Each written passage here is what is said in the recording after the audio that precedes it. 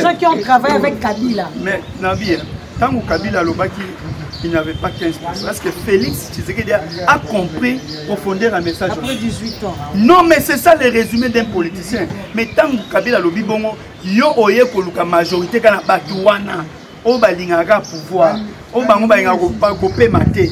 C'est voilà les conseils. Joseph Kabila Lobaka na bango, a Lobaka na classe politique, ceux qui non ba réussi pour renverser majorité et coûter cher dans l'État, dans la caisse à l'État. Mais aujourd'hui, on les voit, tout le monde a palissade, tout le monde a député. Comme il faut toucher 21 000 dollars aussi longtemps. Aussi longtemps. Dans la non, enrôlement, on va tout. Moutouka sali accident, tu plus de 40 000 fiches, plus de 40 000 cartes. Na Moutouka y a un député. Na ba kit. Donc c'est-à-dire on a c'est immobile. Donc Moutouye mon redon bino bossa na bino ba makele la se fait enrôler. Ok, Moutou déjà qu'on a 3 députés parce que 40 000 et ça peut que Canada n'a 3 députés. Dans la Moutou ba a plus de 354. Massimani bakuna kinge mulu bakomi kolela le. Donc l'enrôlement ya mbutu ba machine ya moins cher. Bilonge comme Moulili Félix Tshisekedi da memimboka Moulili. Donc gestion Félix Tshisekedi ezo s'exprimer na ba carte d'électeur a pesi ba congolais. Moulili na Moulili. Bonjour, bonsoir, ça dépend de l'heure que vous allez nous suivre. C'est votre humble servante Rose Kadima. Rose Kadima, moi la nabino vraiment oyo azala kawana pona kolubela bino na chaîne bino Afro 243. Le nazali ngai mo côté na plateau nazana cordon qui parle moto, il est cadre de PPRD avec lui to compéter non masolo pour les Canada na mboka ezo les Canada na est to compéter na solo ya arrivé à président Macron to solo la nana on a yi ameka ko yimbola biso na makambo élection pour tout moni bata pa cadre nyonso ya PPRD ba boy pour s'enrouler biso na yi et le moto ko compéter solo wana ndo tozaka na zone ko kende komona inauguration à régie des eaux mongo wana bimi contrat deux fois pour Moussale Salema yoka mama contrat chinois en termes de mine, régime a fait et Kabila et réussi ça qui 3 milliards de dollars. Oh, il faut exploiter, mais à travers un projet. Si Kabila n'a monté ma malamunaï, il n'a utilisé que moins de 860 quelques millions de dollars, mais 2 milliards et quelques. Et si Kalimi Solo, ceux qui fait ici, c'est dans le régime, il y a un projet, exprimer en haut, Chine et financier. Bon, on a pas ça. Au moins, il va finir Congo. Ce n'est pas l'argent qu'on va vous donner dans Maboko Boye. Et allez vous amener des projets réels. Joseph Kabila qui n'a pas projet neti réhabilitation à cinquantenaire qui n'a pas pose pont loingé même misé aux autres on a côté à Pali ça c'est les Chinois qui sont en train de nous construire à travers récit au Kabila a réussi ça maintenant bâti que le pile de 2 milliards et quelques dollars le régime a fait ici jusqu'à présent aucun projet au moins il vit que bazali na posa ko détourner misolamboka 100 jours on a pas kokai ko tia yango ata na contrat chinois comme ils ont en cours et puis il y a plus de 2 milliards et quelques dollars. Ceux qui 100 jours, ils ont un projet, ils ont un bon côté. Ils ont un contrat chinois, contrat en coordination et vendre salaire misolowana. Mais vu que nous avons un poste en bon liquide, ils vont juste sur l'urgence, ils vont bousiller plus de 640 millions de dollars. Aucune réalisation. Aux hommes, on a plus de 600 et quelques millions de dollars qui. Mais pendant que nous avons ici, comme nous avons 2 milliards et quelques de dollars, ceux qui ont un projet réel, un coût réel, et puis, moi, non, mais je vous dis, misé, wana. Aujourd'hui, bah 50, bah pont loingé pozo, bah réalisation belé plus autant de kilomètres et plus de 300 quelques kilomètres de routes. Donc ezali babylon mon réel, mais bangonde bah on y concevoir pas un projet, même si les gelouana. Ce qui est acquis, projet, bazali n'a pas ça détourner, mais sur l'ambo à Congo, il y a une coordination pour que mener projet na coordination, afin que financer en gros. Mais souci n'a pas la misolo et qu'on servir peuple, misolo et qu'on réduit l'écart et va fonctionner, ainsi de suite. Misolo qu'on faire en sorte que non va fonctionner, va mécaniser, bango va faire des liens, on va détourner en gros. Il y a un comme je vous dis présentement, il y a plus de 500 millions de dollars aux alliés dans la banque. Ce qui régime a fait, c'est que des gens experts. po bango balingi bango nde balingi bapesa bango mateya te bakope bakomema baprojet bango moko koka kosalela te bango boteya bavama na kolongola pai na liso baninga mo bana na kolongola nano ya bino moko papa Nestor. Maman Rose, nous on a fait ce qu'on pouvait faire. Totiki Félix Tshisekedi na ba condition ya kitoko. Tala mutu contrat to récit plus de 3 milliards mais to sali moins de 800 quelques millions de dollars. Prédécesseur Azo ya kokuta plus de 2 milliards et quelques dollars salé la yango. Mais non il a préféré abouzier kako ezokota na mboka. Et pourtant mbongo ezokota na mboka ekoko. Asaki na banquette te akuyo kuti mbongo sala enquête te le faut que de kaka ko kende ko sambala moko non le faut ko yeba mbongo wana bazwaki autant ils ont utilisé autant o etikali autant silmande to ko yeba ko sala continuité à l'état. Tango passation pacifique du pouvoir salami. Il a eu l'éclairage et il y a dossier surtout pendant. Il a eu l'éclairage sur tout maman. Ezali que non. Et puis il a nommé la coordination. On l'a nommé à l'ingeti kuna qui a nommé qui ne moi na kati coordination. Est-ce que Kabila on vérifier la coordination? Kabila tika ko nommé attendre qu'on ait mon côté la passion du Congo. Il y a nommé qui ne ba congolais. Et mais aujourd'hui Félix Tshisekedi est à revoir coordination na autorisant la information que nous a nommé moi na kati coordination. A nommé Anthony. Anthony moi na kati coordination. Vous dites autorisant la information que non moi na a nommé mais c'est même Massalanga Henri Magie il avait fait allusion à ça. Donc c'est-à-dire on peut comprendre je suis en Kabila na Félix. Kabila abane ko chatam pour lui c'était que les choses avancent. Yango atika ko nommé attendre ko na mon côté. Organise ni Dada Janette non il va nommer nani na kati famille na kati ba institution na ba ministère nani fachache nani na kati famille na ye oyo beta tolo lelo ke ya zo nommer kaka bandeko nyonso tout Félix Tshisekedi azo nommer Masha Moumenuti. Même les ambassadeurs récemment ont nommé à Cameroun, Masha Moumeno. Na pouvoir na bilo pe bandeka ko nommé peke. Bilo pe zaki peka Masha Moumeno en Swahili maintenant. Bocha bazaki Masha Moumeno. Lumano azaki Masha Moumeno. Willy Bakonga azaki Masha Moumeno. Tout ce monde là aujourd'hui que non ba donner des leçons par Félix Tshisekedi. Bazaki Masha Moumeno. Non.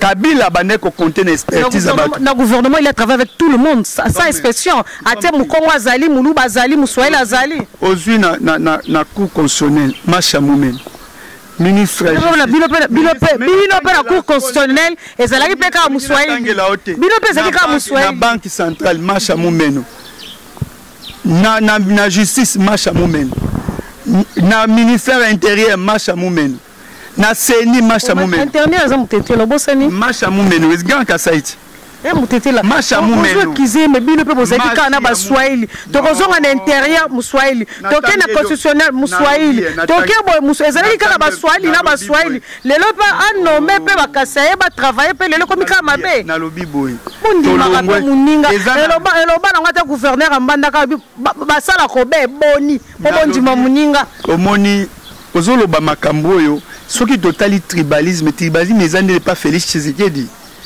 soko tali banga na tangelo ba boshap na tangelo ba lumano na lobi boye wana za ministre moko ya wakuna musika na tangelo ba Willy Bakonga na tangelo ba Kimbuta tout Kabila travaille avec tout le monde na tangelo ba Bruno Chibala na tangelo ba Sami Badibanga Ngobila travaille dans son Ngobila baloba ki lokola mbisi no Ngobila baza bato ya transhumance Ngobila a été biso to installé na imika comme numéro 1 na biso PPD à Kinshasa ngana za ki wana baza bato ya transhumance bazo bato ba poste aujourd'hui etala nde misaba osala misala Félix Tshisekedi na bango ya kobuka ka biloko ba congolais bazo buka te bazo sala ordre ba osala ya lokila lokondo ordre ba osala ba maya ngwezo tonda tuna Ngobila zéro trop évaluation na ngwezani Kini bopeto alobela quand suite a commis casse d'abord, bouka d'abord. Tala expertise tâtonnement sur tâtonnement. Quand les gens sont yebite régime a fait ce que des yaki na on a programme mon côté tâtonnement c'est yango ba me na mboka na bulu yeke. Donc eza yango to comme camarade Aristote bengara erreur de parcours. Cordon qui pour la moto na régime a fait tu sais qu'il bezala toujours na problème. Yandi mara président Fachi betonte. Elle roi soleil yandi le roi soleil te. To betali solo na nutoki RFI confirmé qu'à 100 km ba rebelle bazokota M23 ezokota na kati ya Goma to betana no lisolo wana population wana ya Goma ya este wana basala nzambe nini po ba bandeko na biso kuna ya ka ba Swahili te baluba bazali ba Congo bazali bangala bazali parce que ba tribune so ba ali kuna mais comment na bandeko na biso na chaque instant masase ko beta maka kufe ko sale maka bandeko na biso bazangi kimia tennis que biso na kata kisasa to ko lia to ko mela message ni ngoko ko sala na ngoko ko fortifier bandeko na biso est réconfort biso tozo ko sambela pona bango mais tout ce qui se passe l'insécurité à l'est l'insécurité dans notre pays s'appelle Félix Tshisekedi parce que yende azali commandant suprême natunaka qui commandant suprême à Félix Tshisekedi zaka na ba ordonnance ba nomination tonine et pourtant qui commandant suprême garant de bon fonctionnement ba institution il doit être partout na peso exemple ya makala batu bakimi bandaku mais réplique impitoyable au Félix nalobi non mais il y a batu kokima bandako tolobi réplique impitoyable au Félix Tshisekedi a prometaka na M23 eza wapi alobaka que force régionale eko côté la Bunagana lelo force régionale ba ke ko kangama na zo ba créer les zone tampon oyo FARDC akoki ko komate tout ça c'est un régime à Félix Tshisekedi. L'insécurité à l'est, l'insécurité na mboka na biso, c'est Félix Tshisekedi parce que pendant que nous bamboka ezokwea, ya zo voyager na ye. Nandenga zu avion wana ekomi do via ko vanda esute. OK avion wana solution est. Alors na Genève ayebisi ba diaspora no solobi que patience na ye ekomi na suka. Maintenant il est temps d'agir. Bino besoin de mater agir pour agir, il faut ayebisa ka batu il est temps d'agir. Rwanda ebeti sukoi na biso Rwanda pas ebeti sukoi na biso mais yazo zaka tandager et bon réplique impitoyable alobaki eza wapi réplique impitoyable alobaki force régionale ekokota na Bunagana bakota ki te pour na Bunagana yo kakate monaki na oya ba publiera photo ya pilote moko mwa mobali moko ceux qui na bosali comme na été za Johnson Tankoy ya abetaka repliaka moko zolo bakeno M23 ezali ko avancer siko tangu bo betaki solution ni finalité zanine toza na posa bandeko na biso bana droit ya kimeza la pour qui va voter parce que Félix Tshisekedi tout le monde est assis à bailler au moins ba député même en nord qui na site qui basanini ba sengi suspension ya processus d'enrôlement pour na ti qui me kokota c'est-à-dire tout ce qui se passe Félix Tshisekedi aza na base na yango to yebi que non tokende mbangu poto benga na bango ce qui fait Tshisekedi n'organise pas les élections à date constitutionnelle nous allons appliquer l'article 64 où je paie sa pouvoir na ko chasser l'incompétence ya ko chasser bato ba échouer lamentablement nous on n'est pas là nabi mama roi belge ya kawati roi belge oto mona ngobila komaka koyemba tala ku beton na beton mutombolo beton roi belge akenda lelo to roi belge akotia kimia roi belge va s'imposer mais roi belge a ele biso ke kwa lokuta ti lelo bike comme si tozela oya biso et ya te me ba isa kizo pendant que nous na ba bene ba ki na ba zone c'est ba plus de 1700 et quelques œuvres moi ya biso Vanda Maya ba pesi nini passeport babi akoya na ba chic honoriste akoya na ba Rambo akoya na ba Vandam akoya na ba acteur rebelle et ba ko ya wapi il est né à Lubumbashi ya nana kosa kio yo tala documentaire il est né à Lubumbashi abota mande na IDPS Jean-Claude Vandam abota mande na IDPS yango ba pesa passeport diplomatique ba kene ko zula biso passeport na biso diplomatique parce que sensationnel na sensationnel et le Vandam City so Fachi City eza wapi oyo nyonso tout Félix Tshisekedi et si pour moi Félix Tshisekedi na micho mutozo sale passe à côté na kosa ki ba congolais que non si j'ai blocage ezali Joseph Kabila ezali famille politique à Joseph Kabila tiki avant dine kina koko suka mboka mais lelo atambo papa batuni ozo kende wapi siko lelo to ça kimia zo luka kimia ye moko azana problème à kimia les problèmes muto diviser classe politique na biso congolais a Félix Tshisekedi bino luka ke ka ba problème bino mo 18 abo ko karaté tala lokuta mususu Félix Tshisekedi na Nations Unies kuna na Genève. Oh non, il n'y a pas de prisonniers politiques chez moi, tout va bien les droits de l'homme mais pendant que Jimmy Kitengaza na boloko pendant que Momo Lumula posa na boloko Barnabé na boloko Kabunda na boloko Manix enda na boloko mais azali koloba na batu libanda que non et pas na ye prisonnier politique azate banabe kikaya zan libanda. Donc c'est-à-dire azo se moquer na ba congolais. Donc c'est-à-dire réalité où ba congolais bazo vivre et tali nango Félix c'est que yes aussi ka voyage. Depuis bandi ko ça ba voyage plus de 280 quelques voyages qui n'apportent rien. Et fini que trouver solution dans mon capot. Est malamu telo priorité à nous ces années est. Le temps que batu ya est bazangi kimia yebe moya vendre des autres. Faut nous kaka ko kimia. Depuis le baka que ne vendre na est kuna na pekisa ki. Avant de akendaka. Tant azu pouvoir avant moi une semaine à est. Au Kabila tikala ko salate. Webi solution ya mboka. Il y a bana Congo zali départ ya Félix Tshisekedi.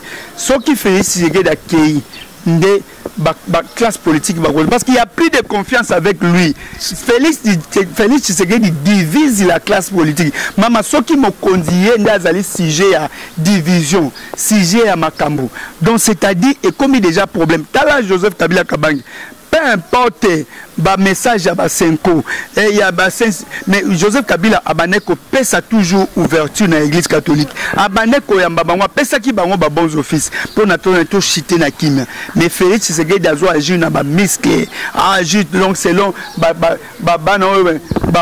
IDPS wana do ba mais non c'est l'état il faut tester ça la aujourd'hui on apprend que non un groupe de gens qui s'attaquer na résidence à un artiste musicien soit disant pour ba monaki Macron ya maki mais ba bosani que non Félix Tshisekedi a la biso Kagame ba bosani que non Félix Tshisekedi a donné que non Rwanda bando exploiter ba minerai na biso ba bosani que Félix Tshisekedi yenda pepenta ki que non Rwanda bando kita na mboka na biso ba bosani que Félix Tshisekedi nda faire adhérer mboka na IAC wana na IAC oyo na article 4 nango bazo pesa bango pouvoir juridique ya ko détenir pour acquérir terre pouvoir juridique donc c'est-à-dire ndenge tokota kuna ils peuvent avoir une décision que non ndeza boye biso biso IAC tolebi na Congo pesa biso 300 mètres pouvoir juridique là où Félix Tshisekedi est allé faire adhérer le pays pendant que non Mobutu dans les 32 ans il n'avait pas fait ça. Joseph Kabila dans les 18 ans il n'a jamais fait ça mais Félix Tshisekedi a moins de 5 ans a posé ma acte ezali ko porter nuisance na mboka aujourd'hui na mboso na bati bazo écrit une très mauvaise histoire na mboka na parce qu'ils ont laissé Félix Tshisekedi la libertinage wana ya kokendaka ko lui-même il est fier non je ne on condamné mboso na bati bato ba travailler na Kabila pendant 18 ans les gens qui ont travaillé avec Kabila mais Nabi tant que Kabila lobaki il n'avait pas 15 personnes. Est-ce que Félix Tshisekedi a compris profondeur un message? Après 18 ans. Non, mais c'est ça le résumé d'un politicien. Mais tant que Kabila lobi bongo, yo oye koluka majorité kana batuwana. O balingaka pouvoir. O bango balingaka kopé maté. C'est voilà les conseils. Joseph Kabila lobaka na bango, a lobaka na classe politique. Soki que non, ba réussi ko renverser majorité et ko coûter cher na l'État, na caisse à l'État. Mais aujourd'hui, on les voit, tout le monde a pas palissade, tout le monde a député a commis qu'on touchait 21 000 dollars. Aussi longtemps. Aussi longtemps. Tala na on ba enrôlement yango batu. Mutu ke sali accident, to plus de 40 000 fiches, plus de 40 000 cartes. Na mutu ka ya un député. Na ba kit. Donc ça dit wana c'est mobimba do mutu ye moko don bino bosa na bino ba makele la ko se faire enrôler OK mutu déjà kuna za na 3 députés parce que 40 000 et ça peut ken ko Canada na ba 3 députés tala mutu ba okanga na plus de 354 masimani mbakuna kinge mulumba komi ko lela. Donc l'enrôlement ya mbutu ba machine à moins cher bilonge comme mulili Félix Tshisekedi même mboka mulili donc gestion Félix Tshisekedi ezo s'exprimer na ba carte d'électeur a pesi ba congolais na manda ya roi soleil loko ayote to comme ko chiter na émission na biso cordon qui par la moto dans quelques jours to ko loba Emmanuel Macron à Kinshasa to moni na conférence de presse à celle-ci qui na Champs-Élysées à lobby situation à est et c'est le quoi acclamer là on le sous-souti. Donc au monde minimum c'est le vendredi peut être à Kinshasa. Message nino yoza nango na mukuse po y arrivé Emmanuel Macron à Kata Kinshasa to aussi ces missions na biso. Emmanuel Macron aye pour l'intérêt ba Congolais té. Bazana COP na bango na Félix Tshisekedi.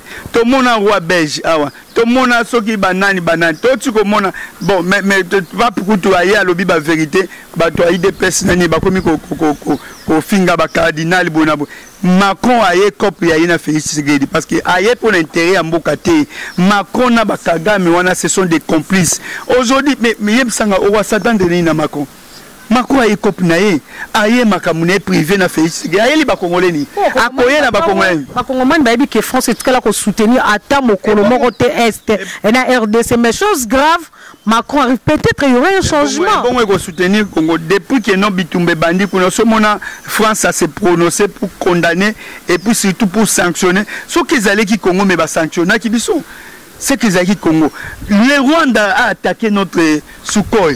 Mais est-ce que qu'est-ce qu'ils ont posé comme mais c'est là où nous soupçonnons ils ont bagé déjà ça là mais malheur les aïe qui non biso ba Congolais de tout que souffrir conditions de vie il y a bande qu'on a biso ba pour qui mabitumba ils allaient malheureux ils allaient pas si mais ils ont préoccupé dans le régime monté ba recette mati budget 16 milliards oh non réserve de change 5 milliards oh non bonabé mais incapable à résoudre le problème de fonds ya ba Congolais. Enseignants qui des grèves, ministère de la santé bana grève.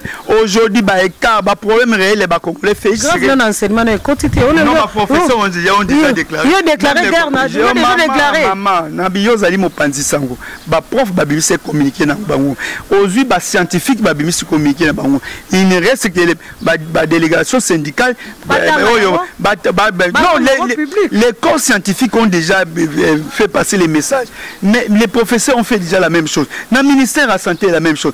Aujourd'hui, football n'a biso et koufi Nicolas Félix Tshisekedi. Bazo tchaba moyen, te babidje na bango zaka ya ba salon, ya ba ministère, ya bango na bango. Mais aujourd'hui, il n'a foot et koufa. Ba basketball ba kei kuna bazanga na mbongo billet ba komi kuna ba déconnecter bango même na ba chambre mais na mboko ba recette na bidja Félix Tshisekedi ya na habité so bidja na zakande ya IDPS 16 milliards au peuple azo mona ngote ba soda ba mona ngote mais maman nazo le ballon ba miloko réel ni na foot za okufa ba joueurs na biso ba équipe ba football féminin ba ke ko beta balle bazangi même billet même na chambre ba za loger ba déloger bango tote komona bakola zuine babongisi na journaliste wana bazui $100,000 bakenango donc bituma za pete bango babisaka mbongo le ministre Serge Konde zo makambo na maboko fingisaka président Tshisekedi le roi soleil partout zo solution ya makambo ya ministère na yo zo lango solution to lembike Cordon qui parle mota pour la biso air nyos le roi soleil andi makamanda le roi soleil te andi makaete ka ko sala musala aondi maka fachi beton te to lembi bozwa ba mandat na bino na maboko ba nomba bino ba ministre pamba te ba nomba bino ba ministre po bongisa ba famille na bino te ba nomba bino ba ministre po salela ka bandeko na basi ba copine na bino te ba nomba ki bino pour la RDC si le gars il dépêche ça qui le pèse le peuple d'abord tous le nom le peuple d'abord.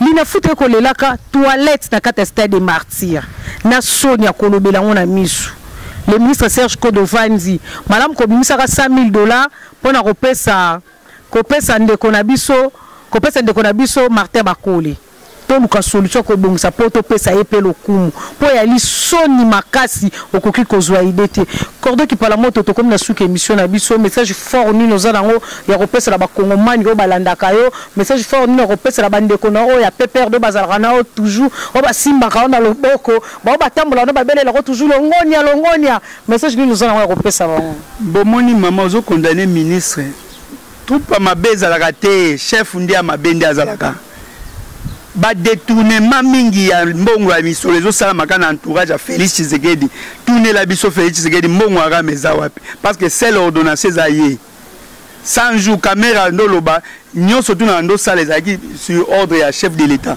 yemoka innocent dans la caméra non c'est un homme juste sincère il va encore mais tout mona muto abima victime na 100 jours ezakaka jijiani o akufa ti lelo. Mais quand le ministre, moi une de peu pour mettre enseignant fait des recherches. Mais il est là. Oh, prof, côté Kassilabiste, TPT, interroté. Vous aurez les frais de recherche. Demande aussi à Moïndo. Frais de recherche, si les lois enseignants, c'est partout. Aujourd'hui, le ministère de la Santé, aujourd'hui, le ministère de surtout, il y a un ministère exact. Alors, message, il y a des Congolais. Et ça dit que notre année électorale. Au moment où les lois comme il Joseph Kabila a raison. Tala boulou et que ça n'a séni, basu photo à l'okuta, basak, bascaner, bachelonga, Joseph Kabila va s'enrôler.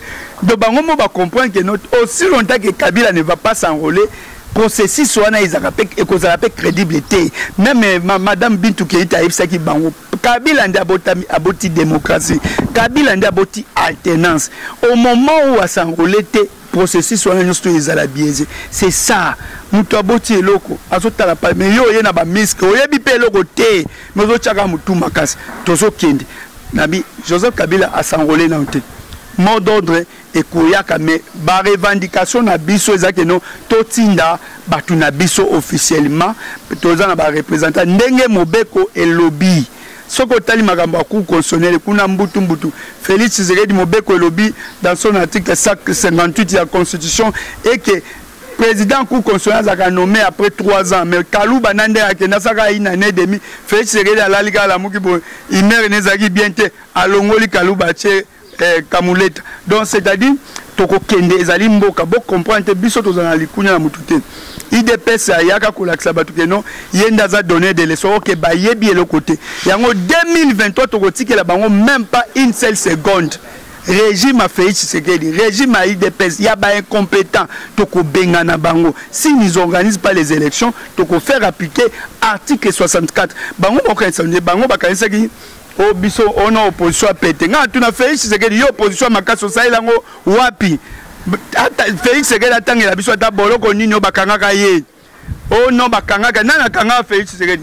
Mais OK azalaki muto abandaki kofinga, afinga même Mobutu. Félix Tshisekedi. Atika kobenga même Kabila présidente. Mais avant di bono opposition a pété. OK biso to sa la opposition ya mayele, ya boanya, ya likunya te ya ba valeur. Tozo sa l'opposition ya maloba. Moi maloba na biso azo lela partout. Mais solution exacte. OK biso tozo kende na ndenge ya boanya. Alors 2023 eza année électorale. Tous les mouchetouville au balinganga bazali na pesi bango toujours encouragement parce que badi ko défendre ba mémoire na bango et sika bazali na 4 coins il y a ville province à Kinshasa pe na ba province ba soutenir ka Joseph Kabila Kabange eza na ba petwana ba boya kokota ba parti mususu bango abivie qui parle toko s'enrôler na bibozela kaka et puis bazela kaka c'est-à-dire sika bazali na 4 coins longonya na bino biso ne tokozong ça Joseph Kabila na pouvoir merci pe pour na bino pour l'invitation je pense que cette fois-ci disponibilité bandakoya pour notre bêta kabiloko parce que trop c'est tout. Oui, merci beaucoup à Cordon qui parle à Moto Nestor pour Anzima qui yamba invitation na biso koya kosala na une fois de plus émission na chaîne Bino Afro News 243. Merci vraiment na ba Congomani nyonso ba diaspora nyonso bazana étranger ba Rolanda biso. J'ai dit un grand merci et derrière les caméras c'était beaucoup la KIF, à côté c'était madame Keke Kenge, elle était là pour nous assister. Merci à vous tous au bazala toujours na ko benga ko loba ko pesa ba reproche ko loba ke bongo sala ki mabe fala ka do ba boy et ça la biso bien ba commentaire on ande bo commentaire ka de bo benga madame Rose au moni nenga loba ki wana to ligne na biso te azo misabo et ça la bien po tango bino boko pesa ka biso ba reproche et linko loba ke poto manuela su musala malamu na ko sala po na ko mataka le temps que bino boko commenter te boko emete boko s'abonner te on ko sala biso passe na motema c'est comme si que musale ko salema malamu te toto di bino matondo la prochaine édition.